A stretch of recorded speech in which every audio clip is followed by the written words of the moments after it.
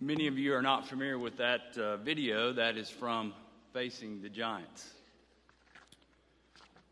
And what we didn't see at the end was the fact that not only did he say, you made it to the end zone, but you're the leader of this team. And what you do, others follow.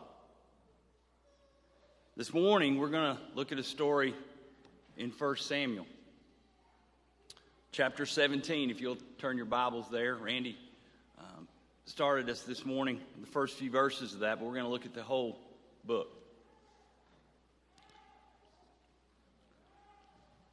I guess I should have had you add a little bit to the clip. At the end of that video, the assistant coach turns to all the other players and said, okay, who's next? Nobody volunteered. In this story, in 1 Samuel, we have really two main characters. We have David and we have Goliath. The situation is kind of interesting in the fact that Goliath, he's with the Philistines, and they're on one hill, and Saul and his army are on the other hill. David's not even in the picture yet.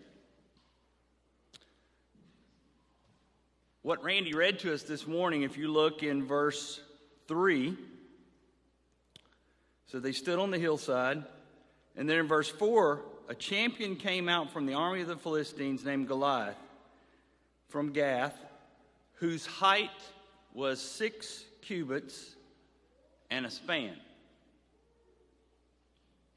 So 6 cubits, I had to look that up because I wasn't sure what a cubit actually was. And it says it's around 18 inches. So if you think about that, so I'll put it in terms that maybe we can think about. And I started to use this example, and then I thought, well, most of the people in here are not going to know who Ralph Sampson was. You have to be old to know who Ralph Sampson was. He was about 7'4", and he played basketball for the University of Virginia back in the late 80s. Okay?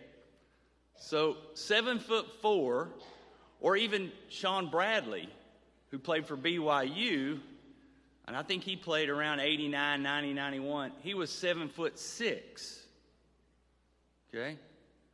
So 7'6" is pretty tall. So then I thought, well, all right, we'll put it in terms that maybe some of the younger people will pick up on. How about Shaq?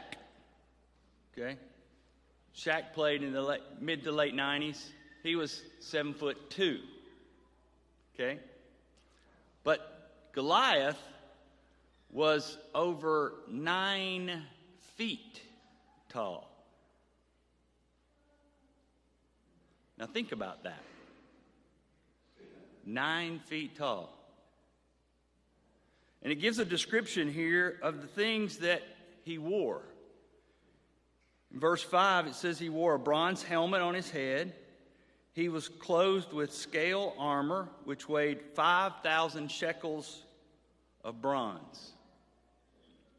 Well, I didn't know what a shekel was, so I looked that up. Google's a great thing, by the way. And it says that 1 shekel is about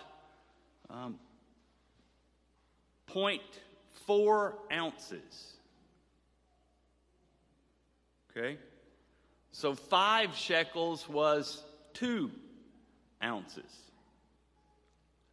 So his clothing or his armor weighed 5,000 shekels.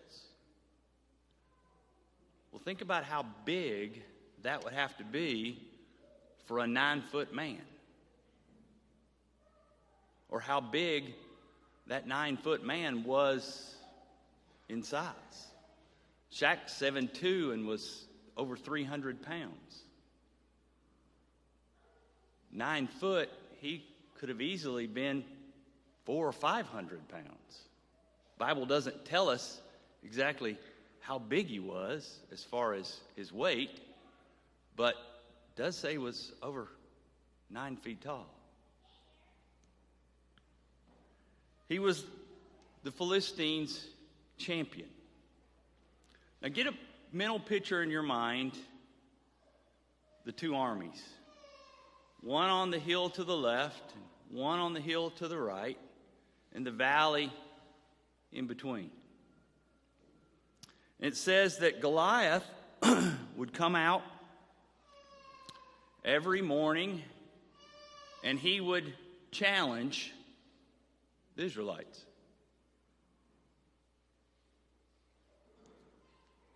He would ask them a question. Oh, I forgot to mention, verse 7 talks about his spear. Spear weighed almost 15 pounds. So the fact that he was fully dressed, full spear, armor, and it even says he has a shield carrier in front of him. Can you imagine the size of the shield if a man's having to carry it? Verse 8 says, he stood and shouted to the ranks of Israel and said to them, why do you come out to draw up in a battle array? Am I not the Philistine, and you're the servants of Saul? Choose a man for yourselves and let him come down to me. If he's able to fight with me and kill me, we will become your servants. But if I prevail against him and kill him, then you shall become our servants and serve us. Verse 10 says, and again the Philistines said, I defy the ranks of Israel this day. Give me a man that we may fight together. And verse 11 says, when Saul and all of Israel heard these words of the Philistine, they were greatly afraid. Now Goliath challenged them, verses 8 through 10. Come out and fight me. And they were afraid.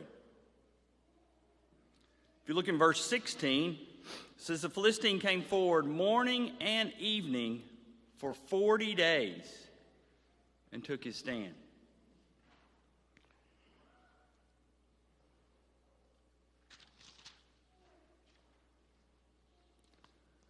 If they were afraid of him, they were probably afraid just of the sight of him, how massive he was, how imposing he was, and the fact that nobody was really willing to go fight him, were they?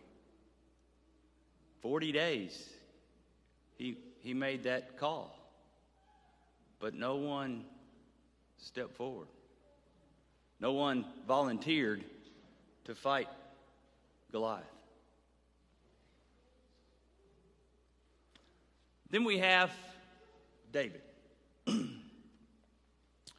In verse 12, it says, now David was the son of Ephraim of Bethlehem in Judah, whose name was Jesse. Jesse had 8 sons and was old in the days of Saul, advanced in years among men. The 3 older sons of Jesse had gone after Saul into battle. And it lists their names. I'm not going to try to pronounce those, but it does list them for you. In verse 14, it says, David was the youngest. In verse 15, it kind of gives you some information that David went back and forth between being a shepherd boy and the Israel army. And then it says at the end of 15 that he really was watching his father's flock. Then in verse 17 it says, then Jesse said to David and his son, take now your brothers some roasted grain and these loaves of bread and run to the camp. Bring also these 10 cuts of cheese to the commander of their thousands, and look into the welfare of your brothers, and bring back news of them. For Saul and they all the men of Israel are in the valley fighting against the Philistines. Notice that he wanted him to take cheese to the commander of thousands. He didn't say hundreds. He didn't say 10. Thousands. So think about the number of soldiers that are on those opposing hills. Thousands of men, but yet one man walks out every morning and every afternoon and asks the question, who's going to fight me?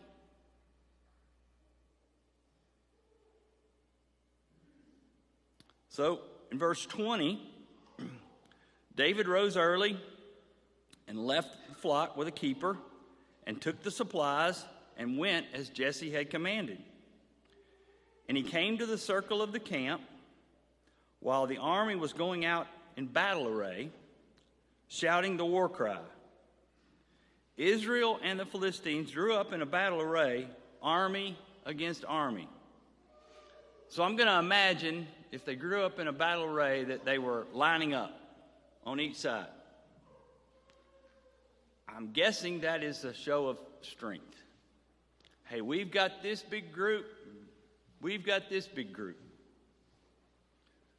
But each time, only one walks out and asks the question each morning and each afternoon, who's going to fight me?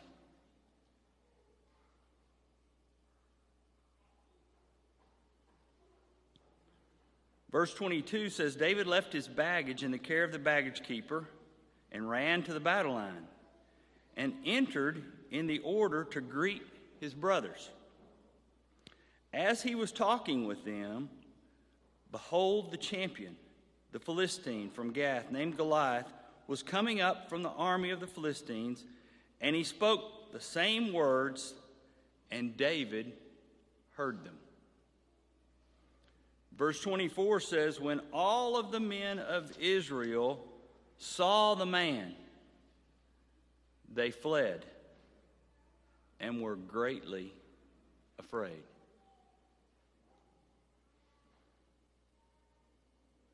The men of Israel, verse 25, have you seen this man who is coming up? Surely he is coming up to defy Israel.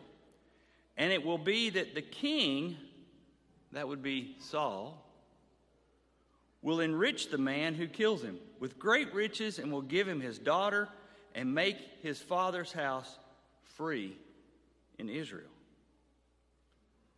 So David spoke to the men who were standing by him, saying, what's going to be done for this? If the man kills the Philistine, it takes away the reproach from Israel. For who is this uncircumcised Philistine that he should taunt the armies of the living God?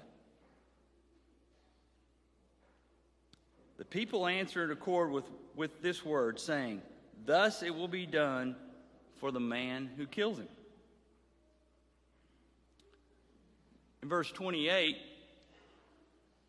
one of David's brothers, his oldest brother, heard him. And it made him angry that David would be asking these questions. Now you have to think about this. David's the youngest of 8. And he's a shepherd boy. He's young. I don't know how old, but I'm going to guess and say probably 16, 17, maybe 18.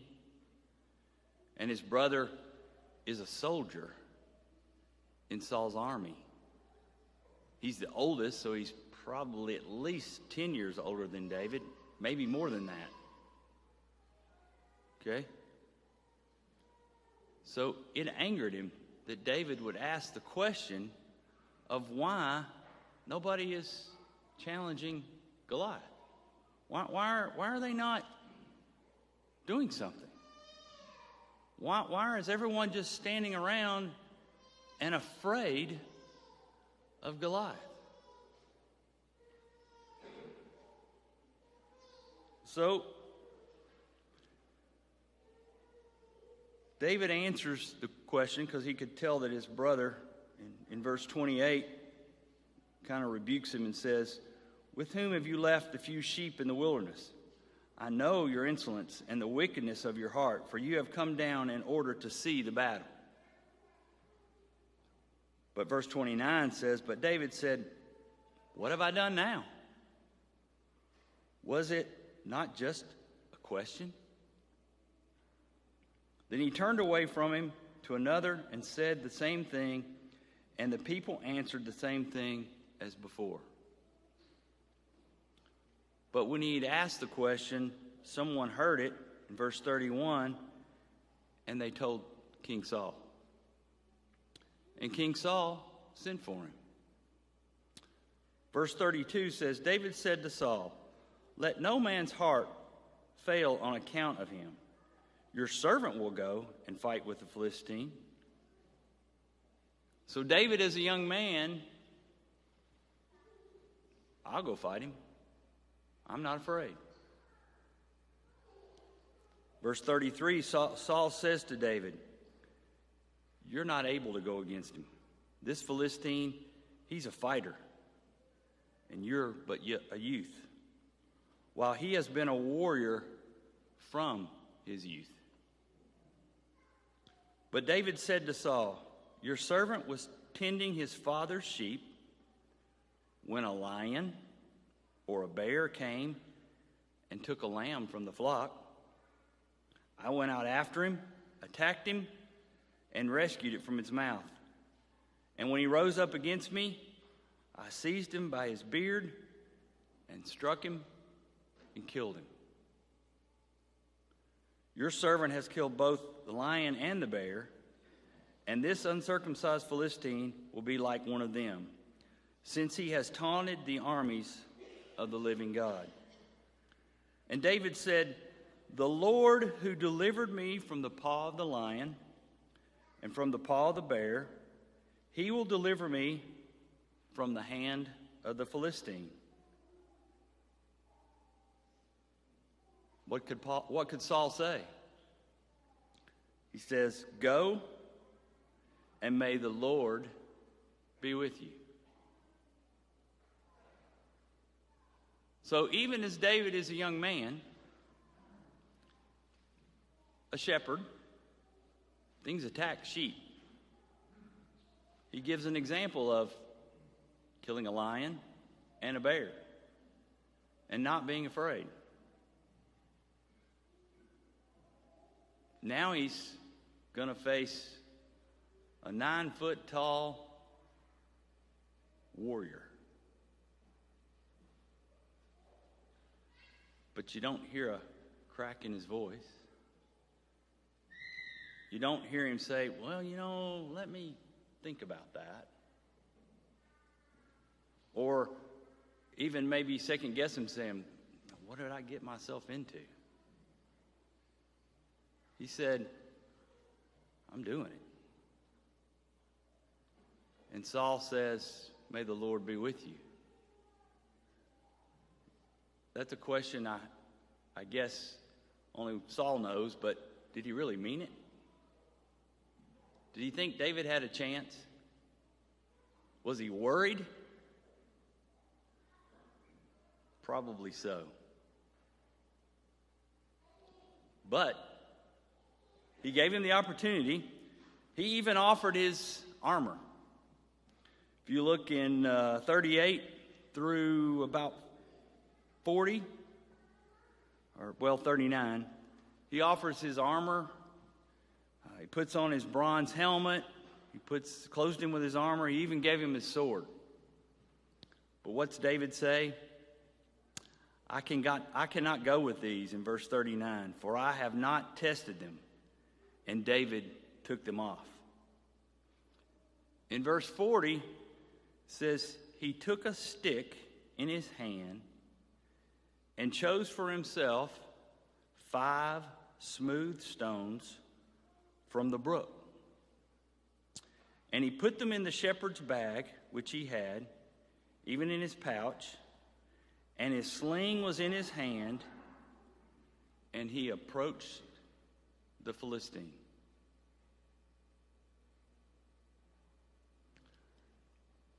What do you think's going through the minds of all of the soldiers? They're all lined up, and they see David walk out and head toward Goliath. Were they thinking, we're in trouble? We're all going to be slaves because he's going to smash him.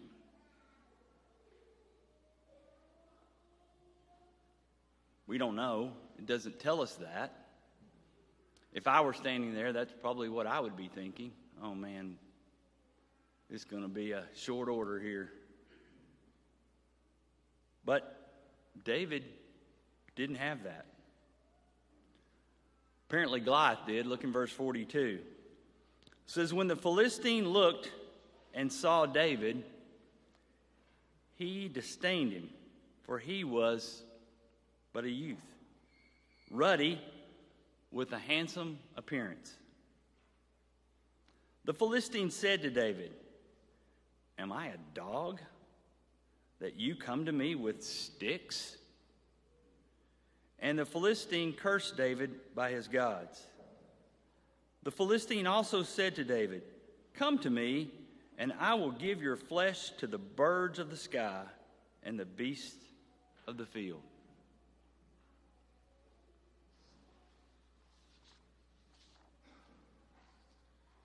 I'm sure Goliath was thinking, this is the best they got? This is what they're sending out? Well, this is going to be short order.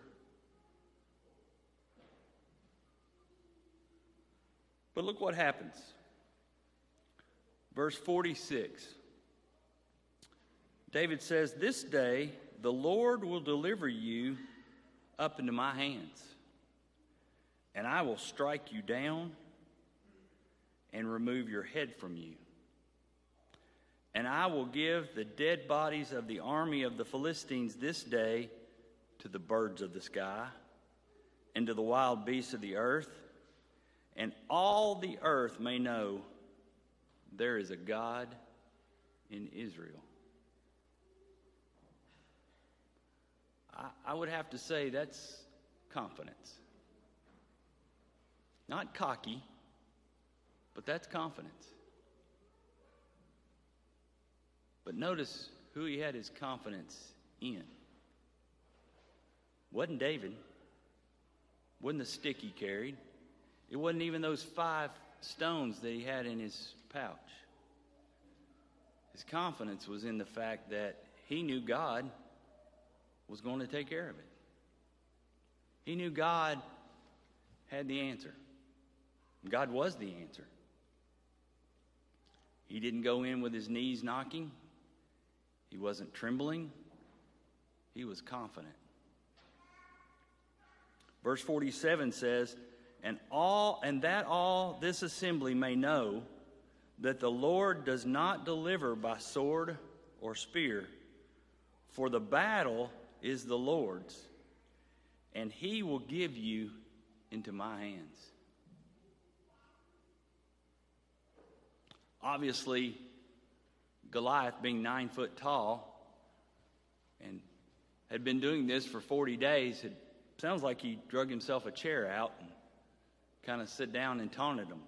Because 48 says, then when it appeared, the Philistine rose and came and drew near to meet David, that David ran quickly toward the battle line to meet the Philistine.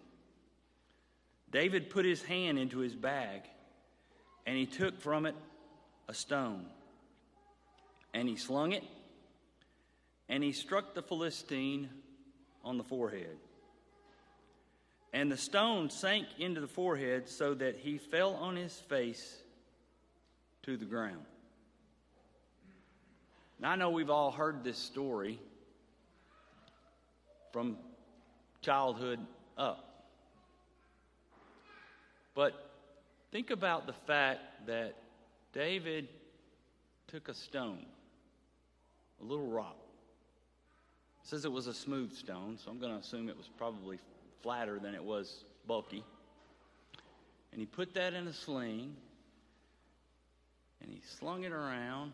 I don't know if any of you have ever used a sling, but it's not a very easy thing to use. You end up hitting yourself more than you hit something else. But he slung it around, and he hit a 9-foot target in the forehead. And he sunk that rock with such force that Goliath went to the ground.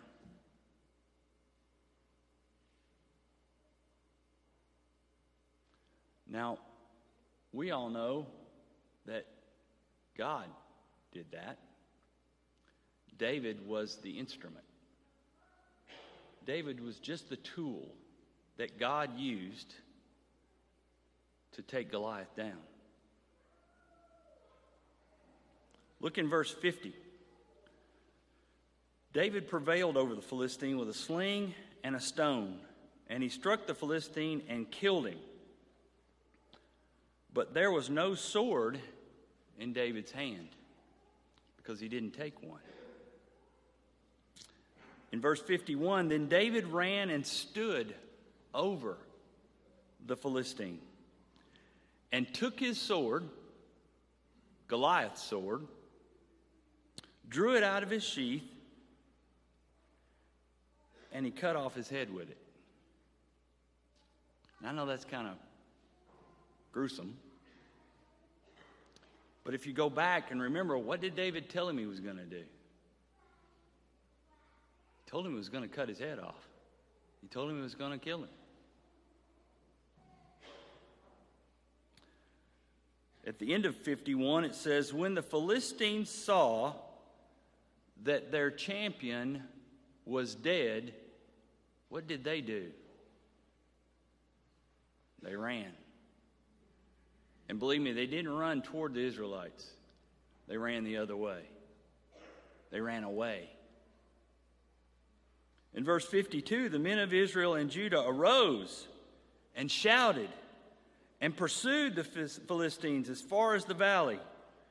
And they slayed the Philistines and laid way from Gath to Ekron. The sons of Israel returned from chasing the Philistines and plundered their camps.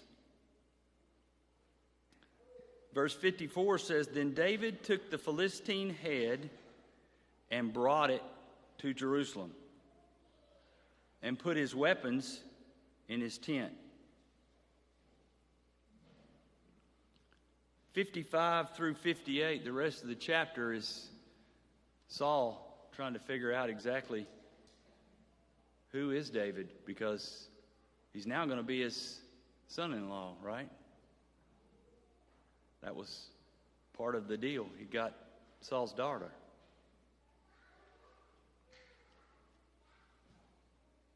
Maybe you wanted him or not, I don't know, but that was part of the reward.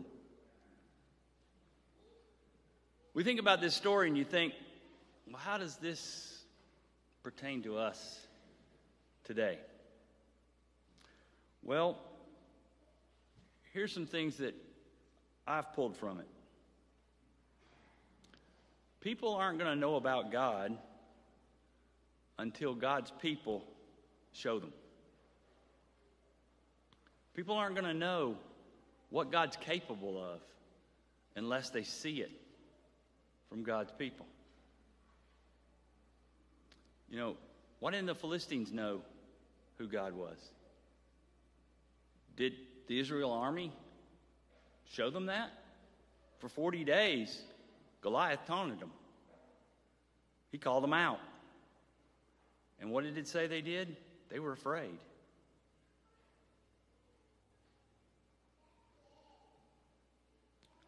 You know, it's interesting that we can demonstrate what God does for us in our daily lives.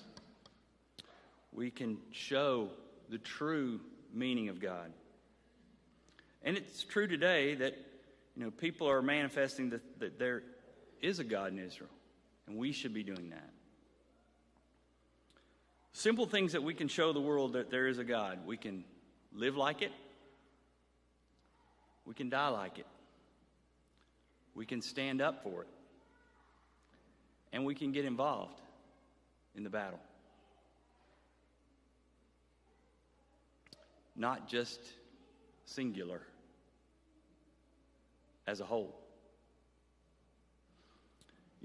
David's youthfulness didn't stop him. Age shouldn't stop us. Whether we're young, old, middle-aged, or whatever it may be, our objective is to show the world God. Verse 33, it talks about David's youth. And, there are great victories to win, whether you're young or old. And we're all going to face giants. Whether it be like the video, they're going to face giant football teams, and they were just a small school. Or we're going to face giants in our lives, either death or illness, financial problems, whatever it may be. But we still have to face them. And we still have to know that God is on our side. So, how do we defeat those? So we do that when you start trying to do what God would have you to do. There will always be people around you who try to pull you down or who say, you're not really qualified for that, or you're not really need to be doing that. But as baptized believers, we have God on our side. We have that win. Just like David, his confidence was there. Our confidence should be there. When someone asks you, do you think you're going to heaven? The answer ought to be yes. I'm going to heaven because I know that God provides that for me. And I'm trying to do everything I can do daily to meet what he's asking me to do. That should be confidence, not cockiness, confidence. The older brother and the king were enemies. They were trying to drag David down. And people will do the same to you. Make sure you don't let them. Make sure you aren't the one pulling others down, because that can happen too. We need to show the world that there is a God. You're never too young or old to stand up for God. We'll each face giants in our lives, and the only way to defeat them is by having strong faith in God. Remember that there will always be someone who tries to pull you down. Don't let them. David had a great faith. He trusted in God, and he knew that God would prevail.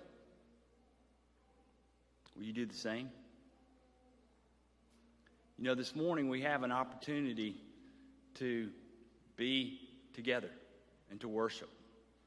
We have an opportunity to pray for one another.